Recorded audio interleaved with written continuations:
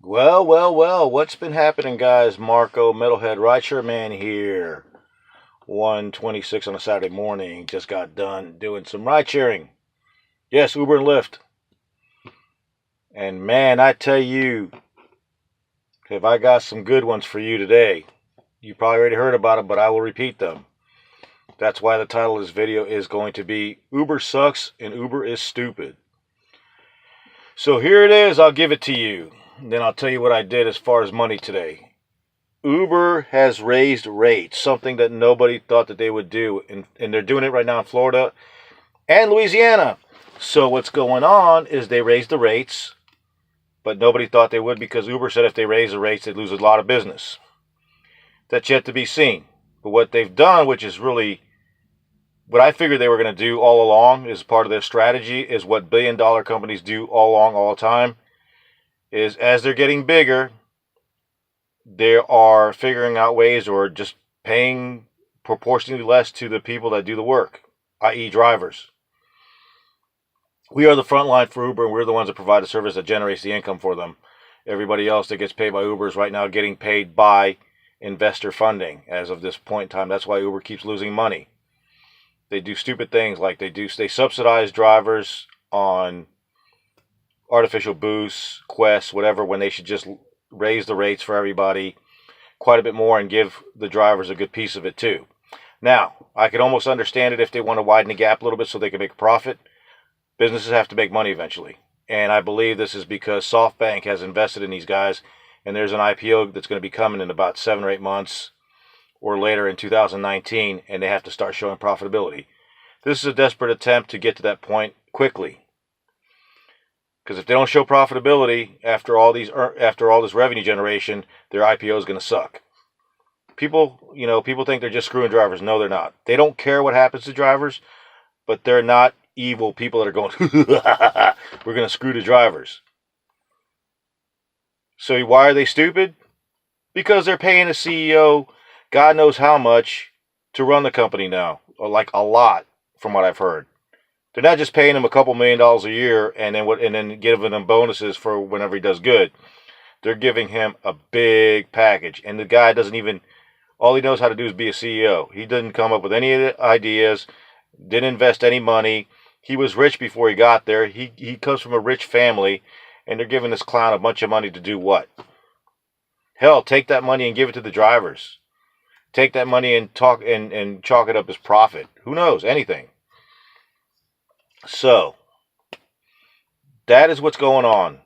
And what happened was, actually, as far as the price rate was concerned, is they raised the rates in Florida 10 cents a mile, but they gave the drivers only 3 cents a mile instead of 7 or 8, which is what they should have given the drivers. And that would have been a proportionate. So now, if you were at 80%, if you were one of the first tier drivers that came in at 80%, you are now at 73%. 80% doesn't exist anymore because Uber is now doing whatever they want, which is what they are allowed to do. They're not doing anything wrong. It just sucks that they're doing it. They're trying to widen the gap between the drivers and themselves so they can start making profit. This is where they're taking it from. They're not taking it from future investments or CEO salaries that are too exorbitant on a losing company. They're taking it right off the drivers. It's the easiest, it's the path of least resistance, because what happens is there's 500,000 drivers or more in this world, and pennies times 500,000 times daily equals a lot more money than they could scrape from the overpaid people at the top. That's the way it always works. That's why the middle class pays a proportionally larger amount of their income in taxes compared to the wealthy. Yes, the wealthy pay way more in real dollars in taxes, but proportionally, the middle class pays a lot more as a percentage of their income in taxes. Anyways, I'll get to that another day. All right, as far as what I did today, got back to driving Lyft and Uber, not even 7 hours, and did $153. Not bad. Still going to be good. Still got a little bit of a bump on the Uber side. Lyft is doing good. It's busy this weekend. I'm not striking for St. Patty's Day. You all go ahead and strike, and I'll collect the surges. I'm not trying to be evil, but, yeah, one day's not going to make a difference. You guys want to do something, Continue to share the information, and eventually something will happen. Something will happen. Eventually, a ton of people will clear out. The people that survive will make more money. Then it repeats itself. Guys, you have to understand, Uber and Lyft and any of these jobs or occupations or self-employment, whatever you want to call them, where you make money by the piece or by the ride or whatever, these are called revolving door industries. They're just like telemarketing. They don't care if they have at one time 750,000 people working and then down to 500,000. They'll still cover themselves. What you got to do in this kind of thing is two things. Survive.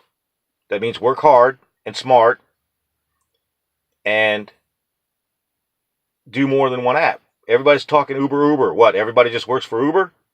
Or is an Uber driver only? Come on, man. Work 4 apps. If you live in a place like where I'm at in Tampa Bay, there's about 4 or 5 apps available throughout the area. You live in New York, there's like 15. Hell, work 15. Put them all on there. And then if somebody makes you mad, you just switch over to the other one. These people will all sign you up in no time, as long as your background is good. And that's all you have to have is no crime, no criminal record, and no DUIs. And even if you do have a DUI, then you could ride a bicycle and still do something. But sign up for multiples. Every app you sign up for gives you $2 extra an hour, guaranteed. Because each app is filling in each other's gaps when it's slow. You just work with Uber. Hell, if you live in a more rural area or a smaller metro, it's going to suck for you. You're going to wait sometimes half hour to an hour.